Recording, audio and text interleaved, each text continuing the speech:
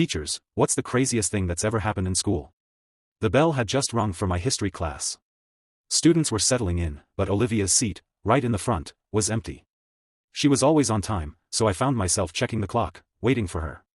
After a few minutes, the door creaked open, and in she walked. But something was different. Olivia looked pale, almost lifeless. Her steps were slow, her eyes barely open. "Olivia, are you okay?"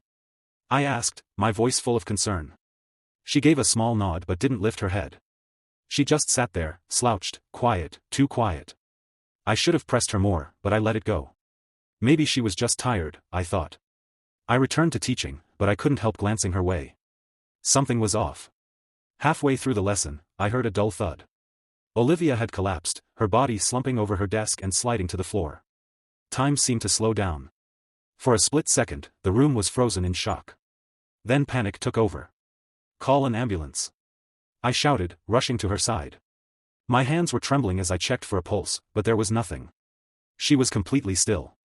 The paramedics arrived quickly, but deep down, I already knew. The moment they carried her out, it felt like the air had been sucked from the room. I stood there, unable to speak, staring at her empty desk. The days that followed were a blur. The school was in shock, but for me, it was different. It wasn't just the loss of a student, it was the helplessness, the guilt. I kept replaying that day over and over in my head, wondering if I should have done something more, something different. I still see her sometimes, in that empty seat in the front row. And that day haunts me in a way I never expected.